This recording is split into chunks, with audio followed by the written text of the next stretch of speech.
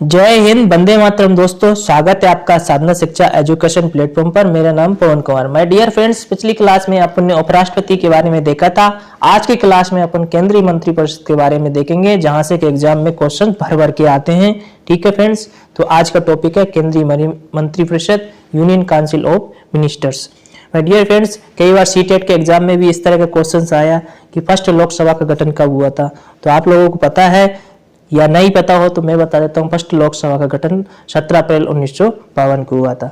तो इस तरह जो इंपोर्टेंट फैक्ट आते हैं एग्जाम में, वो सारे फैक्ट मैंने एक जगह टाइप किए हैं और मैं आने वाले समय में आपको एक्सप्लेन करूंगा। तो ठीक है फ्रेंड्स, वीडियो को अंत तक जरूर देखना, आपको बहुत कुछ इस वीडियो से सीखने को मिलेगा। ठीक है फ्रेंड्स, आज की क्लास कंटिन्यू करते हैं। ठीक है, केंद्रीय मंत्रिपरिषद के थोड़ा इसका परिचय देख लेते हैं। तो संविधान के अनुच्छेद 74 में मंत्रिपरिषद के गठन के बारे में उल्लेख किया गया है, जबकि देखो संविधान के कौन से अनुच्छेद में, अनुच्छेद 74 में। ठीक है, अनुच्छेद 74 में मंत्रिपरिषद के गठन के बारे में उल्लेख किया गया है। ठीक है, अगर क्वेश्चन आ जाए नेक्स्ट टाइम से कि संविधान के किस अनुच्छेद में मंत्रिपरिषद की बात की गई है, तो अनुच्छेद 74 में। ठीक है, जबकि अनुच्छेद 75 में मंत्रियों की नियुक्ति है। यानी मतलब जो गठन की बात है तो वो अनुच्छेद 74 में, या कंफ्यूजन नहीं होना। और जो मंत्रियों का जो गठन होता है, या अगर क्वेश्चन यह आ जाए कि मंत्रियों की नियुक्ति किस अनुच्छेद के अनुसार हो जाती है, तो आप अनुच्छेद 75 पर टिक लगाना। ठीक है फ्रेंड्स, आगे बढ़ते। और जो अनुच्छेद 75 के अनुसार ही उनके कार्यकाल, जिम्मेदारी, शपथ, योग्यता और मंत्रियों के वेतन भत्ते से संबंधित बातें अनुच्छेद 75 में देखने को मिलती है। ठीक है फ्रेंड्स, आगे देखते हैं नेक्स्ट फैक्ट के बारे में। मंत्री परिषद में मंत्रियों की 3 श्रेणियां होती है। ठीक है फ्रेंड्स, आपने सुना ही होगा, फलाना सिंह कैबिनेट मिनिस्टर है ना, पर किसी के बारे में सुनते हैं वो राज्य मंत्री है और वो उप मंत्री है। ठीक है, इनको भी देख लेते हैं। कैबिनेट मिनिस्टर क्या होता है, राज्य मंत्री क्या होता है, उप मंत्री क्या होता है। इन सभी मंत्रियों में शीर्ष स्थान पर प्रधानमंत्री होता है। ठीक है, देखने में ही समझ में आ रहा है कि प्रधानमंत्री यानी मंत्रियों का जो प्रधान होता है उसी को प्रधानमंत्री कहा जाता है। ठीक है, तो इन सभी तीनों मंत्रियों से सबसे ऊपर का जो पद होता है तो प्रधानमंत्री का रहता है। ठीक है फ्रेंड्स, तो कैबिनेट मंत्री के बारे में देख लेते हैं। कैबिनेट मंत्री क्या कौन सा रहता है। ठीक है, तो कैबिनेट मंत्री ये केंद्र सरकार के महत्वपूर्ण जो मंत्री रहते हैं, केंद्रीय मंत्री, ठीक है, राज्य मंत्री और उप मंत्री। तो कैबिनेट मंत्री का क्या क्या काम है और क्या उसकी जिम्मेदारी रहती है। मंत्रालय जैसे गृह, रक्षा, वित्त, विदेश मामलों आदि के प्रमुख होते हैं। ठीक है, कैबिनेट केंद्र सरकार के महत्वपूर्ण मामलों में नीति निर्धारण निकाय होता है और मतलब केंद्रीय मंत्री सबसे ऊपर में होता है वो। ठीक है, और जो कार्य है ना तो वो डायरेक्ट उसके अधीन रहते हैं, जबकि राज्य मंत्री उनसे छोटी पोस्ट रहती है। ठीक है, अब इसके बाद राज्य मंत्री के बारे में देखते हैं। इन्हें या तो मंत्रालय विभाग का स्वतंत्र प्रभार दिया जा सकता है या कैबिनेट मंत्री से संबंध किया जा सकता है। यहाँ पर अब स्पष्ट हो जाएगा आपको कैबिनेट मंत्री और राज्य मंत्री में। जो कैबिनेट मिनिस्टर होता है तो जो कैबिनेट मिनिस्टर होता है वो सीधे केंद्र सरकार के महत्वपूर्ण मामलों में नीति निर्धारण, निर्णय लेने की शक्ति रखता है या उसको थोड़ा अधिक पावर रहता है। जबकि राज्य मंत्री रहता है उनको या तो कोई स्वतंत्र प्रभार दे देंगे या फिर कैबिनेट मिनिस्टर के साथ टाई अप कर देंगे। ठीक है, तो ये सारी चीजें हो गई है। जो उप मंत्री रहते हैं तो उप मंत्री के बारे में ये कैबिनेट मंत्री या राज्य मंत्री से संबंधित होते हैं तथा उनके प्रशासनिक, राजनीतिक और संसदीय कर्तव्यों में उनकी सहायता करते हैं। जो उप मंत्री रहते हैं तो कैबिनेट मंत्री तथा राज्य मंत्रियों के जो कार्य हैं उन प्रशासनिक और राजनीतिक और सांसदिक जो कार्यक्रम है उनमें उनकी हेल्प करते हैं। ठीक है, तो स्पष्ट हो गया वो तीनों के बारे में। ठीक है, आगे बढ़ते हैं। कभी कभी मंत्रिपरिषद में एक उप प्रधानमंत्री भी शामिल हो सकता है। उप प्रधानमंत्री की नियुक्ति अधिकतर राजनीतिक कारणों से ही की जाती है। माय डियर फ्रेंड्स, पिछले वीडियो में आपने सुना होगा। ठीक है, उप प्रधानमंत्री के बारे में अपन ने थोड़ा सा पढ़ा था। अभी तक भारत में एक ही बार उप प्रधानमंत्री रहे हैं। ठीक है, स्टार्टिंग के समय ही लेकिन अभी तक ज्यादातर उप प्रधानमंत्री नहीं रहे हैं। और माननीय प्रधानमंत्री अटल बिहारी जी के समय में लाल कृष्ण आडवाणी जी उप प्रधानमंत्री का कार्य संभाला था और उससे पहले भी एक बार सरदार वल्लभ भाई पटेल को उप प्रधानमंत्री बनाया था जब फर्स्ट लोकसभा का गठन हुआ था। तो ठीक है फ्रेंड्स, अभी तक 2 बार ऐसे उप प्रधानमंत्री के मौके आए। तो जैसे अभी यूपी में वर्तमान में पहले जब सीएम थे, तो योगी आदित्यनाथ सीएम थे और केशव मौर्य वगैरह को इनको उप मुख्यमंत्री बनाया था। तो ये सब एक राजनीतिक कारणों के कारण ही हो पाता है। तो ठीक है, तो यहाँ पर इन्होंने बताया है कि कभी कभी मंत्रित्व में एक उप प्रधानमंत्री को भी शामिल किया जाता है। ठीक है फ्रेंड्स, संवैधानिक प्रावधान, केंद्रीय मंत्रिपरिषद के जो संवैधानिक प्रावधान है उनको देख लेते हैं। अनुच्छेद 74, तो राष्ट्रपति की सहायता और उसे सलाह देने के लिए मंत्रिपरिषद मंत्री द्वारा राष्ट्रपति को दी गई सलाह की किसी भी अदालत में जांच नहीं की जा सकेगी। ठीक है, अनुच्छेद 74 क्या कह रहा है कि राष्ट्रपति की सहायता और उसे सलाह देने के लिए मंत्रिपरिषद का गठन किया जाता है। ठीक है, और मंत्री द्वारा राष्ट्रपति को दी गई सलाह की किसी भी अदालत में जांच नहीं की जाएगी। ठीक है, यानी जो मंत्रियों की सलाह से ही राष्ट्रपति कोई निर्णय लेता है, तो जो सलाह देते हैं वो किसी भी न्यायालय में उसकी मतलब अदालत में जांच नहीं की जाएगी। ठीक है, फिर वो राष्ट्रपति अपने विवेक के हिसाब से डिसीजन लेंगे। ठीक है फ्रेंड्स, राष्ट्रपति को पुनर्विचार करने के लिए मंत्रिपरिषद की आवश्यकता हो सकती है। यानी राष्ट्रपति ने कोई भी डिसीजन लिया है उस पर पुनर्विचार करने के लिए मंत्रिपरिषद की आवश्यकता पड़ सकती है, और राष्ट्रपति पुनर्विचार के बाद दी गई सलाह के अनुसार कार्य करेगा। ठीक है, राष्ट्रपति क्या पुनर्विचार की जो भी डिसीजन निकला उसके अनुसार ही कार्य करेगा। ठीक है फ्रेंड्स, जो अनुच्छेद 75 है, तो मंत्रियों के रूप में अन्य जो प्रावधान है, अनुच्छेद 75 के अनुसार मंत्रियों के रूप में अन्य जो प्रावधान है, तो प्रधानमंत्री की नियुक्ति राष्ट्रपति द्वारा की जाएगी। ठीक है, अनुच्छेद 75 के तहत जो प्रधानमंत्री की नियुक्ति है इंपोर्टेंट फैक्ट है। ठीक है, और भी जो मंत्रियों की नियुक्ति है तो अनुच्छेद 75 के अनुसार की जाती है। तो ठीक है, जो प्रधानमंत्री की नियुक्ति राष्ट्रपति द्वारा जो की जाएगी तो अनुच्छेद 75 के तहत की जाएगी, और अन्य मंत्री की नियुक्ति राष्ट्रपति द्वारा प्रधानमंत्री की सलाह पर की जाएगी। अन्य मंत्रियों की नियुक्ति भी राष्ट्रपति करते हैं। ठीक है, आपने देखा होगा शपथ ग्रहण समारोह में, लेकिन किसको कौन मंत्री बनाना, किसको रेल मंत्री बनाना, किसको संसद मंत्री बनाना, किसको विदेश मंत्री बनाना, या किसको मंत्री बनाना है कि नहीं बनाना, ये सारे डिसीजन प्रधानमंत्री की सलाह पर ही लिए जाते, शपथ राष्ट्रपति दिलाता है। ठीक है, स्पष्ट। आगे बढ़ते, मंत्रिपरिषद में प्रधानमंत्री सहित मंत्रियों की कुल संख्या लोकसभा की कुल संख्या के 15% से अधिक नहीं होनी चाहिए। ठीक है, कितने से अधिक नहीं होनी चाहिए? 15% से अधिक नहीं होनी चाहिए। ठीक है, मंत्रिपरिषद व प्रधानमंत्री सहित मंत्रियों की कुल संख्या लोकसभा की कुल संख्या से 15% से अधिक नहीं होनी चाहिए। ठीक है, ये प्रावधान वर्ष 2003 के 91वें संविधान संशोधन अधिनियम द्वारा जोड़ा गया था। कब जोड़ा गया था? 2003 के 91वें संविधान संशोधन द्वारा इस बात को जोड़ा गया था।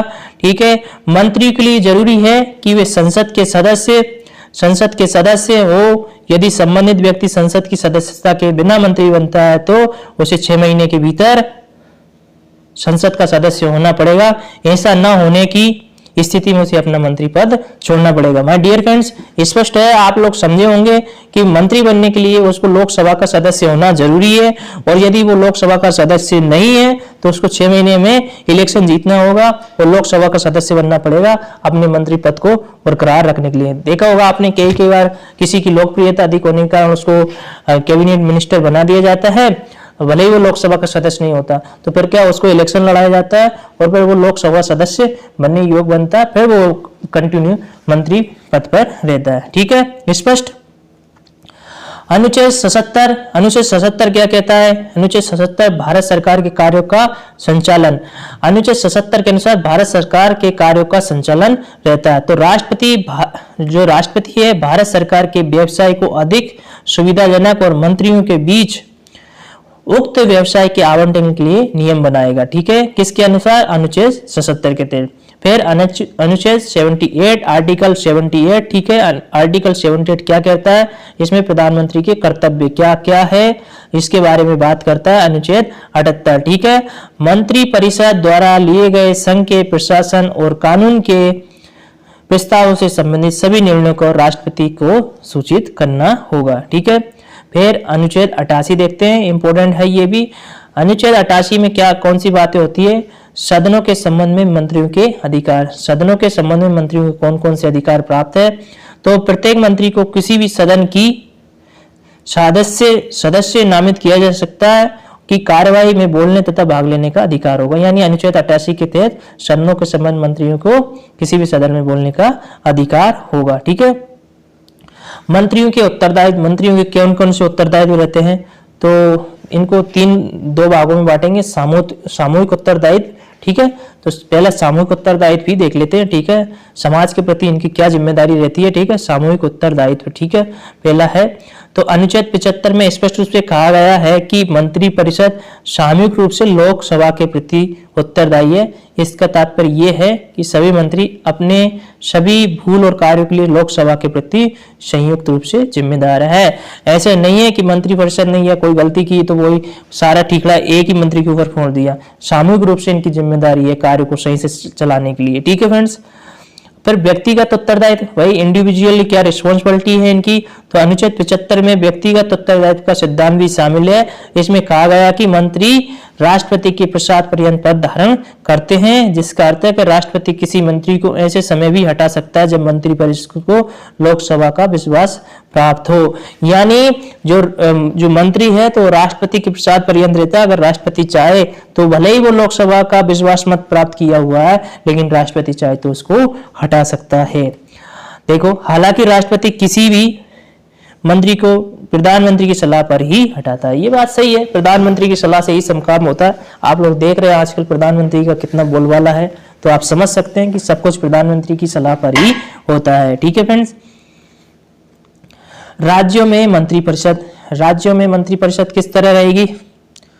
तो अनुच्छेद 163 में केंद्र में मंत्रिपरिषद के समान राज्यों में भी मंत्रिपरिषद के गठन और कार्यों का प्रावधान है। यानी जिस तरह केंद्र में मंत्रिपरिषद का गठन का प्रावधान है, उसी तरह राज्यों में है। तो राज्यों में जो मंत्रिपरिषद का गठन है तो वह अनुच्छेद 163 आर्टिकल 163 के अनुसार, ठीक है। तो अनुच्छेद 163 राज्यपाल की सहायता और उसे सलाह देने के लिए COM, और अनुच्छेद 164 मंत्रिगृह में अन्य प्रावधान कौन कौन से हैं ये देखते हैं, ठीक है। ये सारी चीजें आपने देख ली है, ठीक है फ्रेंड्स। और अब अपन समझेंगे कि मंत्रिपरिषद तथा मंत्रिमंडल में क्या अंतर होता है, ठीक है। काउंसिल ऑफ मिनिस्टर और मंत्रिमंडल, तो एक तरफ मंत्रिपरिषद का टेबल है, दूसरी तरफ मंत्रिमंडल का। तो इन दोनों के अंतर को समझ लोगे तो आपको बहुत सारी चीजें स्पष्ट हो जाएगी, ठीक है। तो पहला ही मंत्रिपरिषद में देखिए, कैबिनेट स्तर के मंत्री, राज्य स्तर के मंत्री एवं उपमंत्री मंत्रिपरिषद में शामिल होते हैं, ठीक है। और मंत्रिमंडल में जो है इसमें केवल कैबिनेट स्तर के मंत्री ही शामिल होते हैं, ठीक है। जो मंत्रिपरिषद रहेगी यानी काउंसिल ऑफ मिनिस्टर रहेगी, उसमें कैबिनेट स्तर के मंत्री भी शामिल होंगे, राज्य स्तर के मंत्री भी होंगे और उपमंत्री भी होंगे। ये मैंने ऊपर में बता ही दिया था कि आप कौन कैबिनेट मिनिस्टर का होता है, राज्य स्तर का मंत्री कौन सा होता है, मतलब ना राज्य मंत्री कौन सा होता है, उपमंत्री का होता है। ये सारी चीजें मैंने ऊपर बता दी थी, ठीक है। लेकिन मंत्रिमंडल में कैबिनेट में सिर्फ कैबिनेट स्तर के मंत्री ही पार्टिसिपेट करेंगे। फर्स्ट अंतर आप समझ गए होंगे। दूसरा ये कि ये एक संवैधानिक निकाय है, ठीक है। ये क्या एक संवैधानिक निकाय है, बिल्कुल संविधान के अनुसार इसमें कार्य होंगे, जिसका वर्णन संविधान के अनुच्छेद 74 व 75 में किया गया है, ठीक है। अनुच्छेद 74 और 75 के बारे में आपने पढ़ा है कि 74 के अनुसार एक मंत्रिपरिषद होगी, ठीक है। इसके अलावा 75 में जो मंत्रियों की नियुक्ति, उनके पद, उनके वेतन से संबंधित सारी चीजें है, ठीक है। तो 74 और 75 में आप कंफ्यूज नहीं होना, ठीक है। क्वेश्चन अगर ये आए कि भाई मंत्रिपरिषद किस अनुच्छेद के अनुसार होना चाहिए तो 74, और मंत्रियों के कार्य क्या क्या होना चाहिए, मंत्रियों की नियुक्ति किसके अनुसार होना चाहिए अनुच्छेद 75, ठीक है। स्पष्ट हो गया होगा, ठीक है। अब इसमें मंत्रिमंडल में जो मंत्रिमंडल है तो वह 44वें संविधान संशोधन, कौन से 44वें संविधान संशोधन 1978 द्वारा अनुच्छेद मंत्रिमंडल शब्द को जोड़ा गया था, जो कि संविधान के मूल नहीं था, संविधान के मूल उसमें नहीं था, ठीक है। ये थोड़ा देखो फिर से पढ़ लेते हैं इसको। 44वें संविधान संशोधन 1978 द्वारा अनुच्छेद 352 में मंत्रिमंडल शब्द जोड़ा गया था, जो संविधान के मूल पाठ में नहीं था। यानी कि 44वें संविधान संशोधन जब 1978 में हुआ था तो अनुच्छेद 352 में मंत्रिमंडल शब्द को जोड़ा गया था, कि जो कि जब संविधान का निर्माण किया था तो उस समय ये चीज नहीं थी, ठीक है फ्रेंड्स। तीसरा जो अंतर है तो सैद्धांतिक रूप से मंत्रिपरिषद को संघ की समस्त कार्यपालिक शक्तियां प्राप्त होती है, परंतु मंत्रिमंडल द्वारा इसका कार्यों का निर्धारण किया जाता है। यानी कि जो मंत्रिपरिषद होती है इसमें ये सारी शक्तियां प्राप्त होती है, जबकि मंत्रिमंडल के कार्यों का निर्धारण भी यही करती है, ठीक है। व्यवहारिक रूप में मंत्रिमंडल सदैव मंत्रिपरिषद की शक्तियों का प्रयोग करता है और मंत्रियों के कार्यों का निर्धारण भी करता है। जो मंत्रिमंडल क्या है, तो वो मंत्रिपरिषद की कार्य शक्तियों का निर्धारण भी करता है। ठीक है फ्रेंड्स, जो चौथा अंतर है वो ये है कि मंत्रिमंडल द्वारा लिए गए नीतिगत निर्णयों का क्रियान्वयन मंत्रिपरिषद द्वारा किया जाता है। ठीक है, मंत्रिमंडल में जो निर्णय लिए जाते हैं उनको निर्णय और कार्यों का क्रियान्वयन मंत्रिपरिषद द्वारा किया जाता है, जबकि इसमें मंत्रिमंडल में क्या होता है, नीतिगत निर्णयों को क्रियान्वयन करने के लिए मंत्रिपरिषद को निर्देश देते हैं तथा निर्णयों को क्रियान्वयन की निगरानी में करवाते हैं। ठीक है फ्रेंड्स, इस टेबल के माध्यम से मंत्रिपरिषद और मंत्रिमंडल दोनों की स्पष्ट आप लोगों के बीच में हो गया होगा। ठीक है, यानी सामान्य सी बात यह है कि मंत्रिपरिषद में कैबिनेट मंत्री, उप मंत्री और राज्य मंत्री होते हैं जो कि संवैधानिक प्रावधान के अनुसार कार्य करते हैं, जबकि मंत्रिमंडल में सिर्फ कैबिनेट मिनिस्टर रहते हैं, क्योंकि ये सर्वोच्च मंत्री रहते हैं और ये सारे डिसीजन लेते हैं और इनको क्रियान्वयन करने के लिए मंत्रिपरिषद को लिए पुश करते हैं। ठीक है फ्रेंड्स, स्पष्ट। आगे बढ़ते हैं, कुछ इंपॉर्टेंट फैक्ट और देख लेते हैं एग्जाम की दृष्टि से जो होते हैं। केंद्र सरकार का प्रमुख कौन होता है, तो केंद्र सरकार का प्रमुख प्रधानमंत्री जी रहते हैं और वर्तमान प्रधानमंत्री श्री नरेंद्र मोदी जी है, जिनका जलवा चल रहा है अभी। ठीक है, और प्रधानमंत्री की नियुक्ति किसके द्वारा की जाती है, तो राष्ट्रपति के द्वारा की जाती है। बेसिक सी बात है, सबको पता है। और मंत्रियों की नियुक्ति भी राष्ट्रपति के द्वारा ही की जाती है, लेकिन किसकी सलाह पर, प्रधानमंत्री जी की सलाह पर की जाती है। ठीक है, भारत का प्रधानमंत्री बनने के लिए न्यूनतम आयु कितनी वर्ष होनी चाहिए, तो 25 वर्ष होना चाहिए। अगर इस क्वेश्चन को इस तरह कर दी जाए कि लोकसभा इलेक्शन लड़ने की उम्र कितनी होनी चाहिए, तो 25 वर्ष, और अगर राज्यसभा का इलेक्शन लड़ने की उम्र की जाए तो 30 वर्ष। ठीक है, यदि भारत के प्रधानमंत्री संसद के उच्च सदन, यदि भारत के प्रधानमंत्री संसद के उच्च सदन के सदस्य है तो वह अविश्वास प्रस्ताव की स्थिति में अपने पक्ष में मत नहीं दे सकेंगे। ठीक है, यानी राज्यसभा के सदस्य अविश्वास की स्थिति में मत नहीं दे सकते हैं। ठीक है, भले ही प्रधानमंत्री हो भले ही वो, लेकिन अगर उच्च सभा के, उच्च सभा कौन सी, राज्यसभा को उच्च सभा बोलते हैं। ठीक है, लोकसभा निम्न सभा होती है। ठीक है, संसदीय शासन व्यवस्था में वास्तविक कार्यपालिका सशक्त किसके अधीन होती है, तो वो प्रधानमंत्री के अधीन होती है। लोकसभा में अविश्वास प्रस्ताव प्रस्तुत करने के लिए लोकसभा सदस्यों की न्यूनतम कितनी संख्या होनी चाहिए। अगर लोकसभा में अविश्वास प्रस्ताव प्रस्तुत करना है तो लोकसभा के सदस्यों में न्यूनतम कितनी होनी चाहिए, तो वो 50 होनी चाहिए। ठीक है, भारत का प्रधानमंत्री सामान्यतः किस सदन का सदस्य होता है, तो भारत का प्रधानमंत्री सामान्यतः लोकसभा का सदस्य होता है। और देखो, लोकसभा का सदस्य होता है, लेकिन राज्यसभा का सदस्य भी प्रधानमंत्री बन सकता है। ठीक है फ्रेंड्स, भारतीय संविधान का अनुच्छेद 75 में प्रधानमंत्री एवं अन्य मंत्रियों की नियुक्ति, मतलब भारतीय संविधान के अनुच्छेद 75 में मैंने बताए थे, तो अनुच्छेद 75 के अनुसार प्रधानमंत्री एवं अन्य मंत्रियों की नियुक्ति और मंत्रिपरिषद के आकार एवं उत्तरदायित्व का निर्धारण करता है। ठीक है, और ना किस संविधान के द्वारा दिया गया था, तो ठीक है, ये जो आकार का उत्तरदायित्व का निर्माण करता है और ना किस संविधान के संशोधन के द्वारा किया गया था, तो 91वें संविधान संशोधन 2003 द्वारा। ठीक है, संसद का सदस्य न होने पर कोई व्यक्ति अधिकतम कितने समय तक केंद्रीय मंत्री रह सकता है। देखो, इंपॉर्टेंट फैक्ट है, संसद का सदस्य न होने पर कोई व्यक्ति अधिकतम कितने समय तक केंद्रीय मंत्री से रह सकता है, तो वो 6 माह तक, 6 महीने तक रह सकता है। 6 महीने के बाद उसको 6 महीने के दौरान इलेक्शन लड़ना पड़ेगा, उसको जीतना पड़ेगा मंत्री पद पर रहने के लिए। ठीक है फ्रेंड्स, मंत्रिपरिषद किसके प्रति उत्तरदायी होती है, तो वो संसद के प्रति उत्तरदायी होती है। ठीक है, संसद के प्रति। भारत के संविधान के किस अनुच्छेद में ये प्रावधान किया गया कि प्रत्येक राज्य की कार्यपालिका शक्ति का इस प्रकार प्रयोग किया जाएगा जिससे कि संघ की कार्यपालिका शक्ति पर कोई प्रतिकूल प्रभाव न पड़े, तो ये बात अनुच्छेद 257 में कही गई है। किसमें, अनुच्छेद 257 में। ठीक है फ्रेंड्स, जवाहरलाल नेहरू की कैबिनेट में पहले गृह मंत्री तथा बाद में रक्षा मंत्री कौन बने, तो ठीक है, ये बने कैलाशनाथ काटजू। ठीक है, कैलाशनाथ काटजू जो है तो पहले गृह मंत्री बने और बाद में रक्षा मंत्री बने। कौन से, जवाहरलाल नेहरू की कैबिनेट में। ठीक है फ्रेंड्स, स्वतंत्र भारत के प्रथम वित्त मंत्री श्री R.K. शरणगुण शेट्टी थे। तो स्वतंत्र भारत के प्रथम वित्त मंत्री कौन थे, तो R.K. शरणगुटम शेट्टी थे। ठीक है, स्पष्ट। आगे, भारत के किस प्रधानमंत्री को विदेश में आकस्मिक निधन हो गया था? तो आप सभी लोग जानते हैं, लाल बहादुर शास्त्री पे मैंने एक बड़ा ही उनका केस स्टडी वीडियो बनाया, बहुत अच्छा है, साधना शिक्षा पे पड़ा हुआ है, आप लोग देख सकते हैं। उसमें मैंने पूरी उनकी जीवनी का वर्णन किया था, किस तरह उनका विदेश में आकस्मिक निधन हो गया था। ठीक है, तो भारत के किस प्रधानमंत्री का विदेश में आकस्मिक निधन हो गया? तो श्री लाल बहादुर शास्त्री का। ठीक है, अपने प्रधानमंत्री काल में कौन सा नेता एक बार भी संसद में उपस्थित नहीं हुआ? तो अपने प्रधानमंत्री काल में कौन सा एक नेता है जो संसद में उपस्थित नहीं हुआ? तो एक बार भी उपस्थित नहीं हुए, तो वो है चौधरी चरण सिंह जी। ठीक है, चौधरी चरण सिंह काफी इंपोर्टेंट है। ठीक है, दिसंबर में इनकी एक तारीख है, वो अभी मुझे एक्यूरेट याद नहीं आ पा रही है, शायद 23 दिसंबर को किसान दिवस भी मनाया जाता है। ठीक है फ्रेंड्स, ये किसानों के बहुत बड़े नेता थे। ठीक है, भारतीय राजनीतिक व्यवस्था में कार्यपालिका किसके अधीन कार्य करती है? तो वो विधायिका के अधीन कार्य करती है। संविधान के किस अनुच्छेद में मंत्रिमंडल शब्द का प्रयोग किया गया था? तो अनुच्छेद 352 में। ठीक है, कौन से संविधान संशोधन में? 91वें संविधान संशोधन में। ठीक है फ्रेंड्स, जो शोध पत्र व्हाइट पेपर है, भारत से संबंधित आधिकारिक दस्तावेज है। जो शोध पत्र नहीं व्हाइट पेपर है, तो भारत से संबंधित आधिकारिक दस्तावेज है। ठीक है, आधिकारिक डॉक्यूमेंट्स है।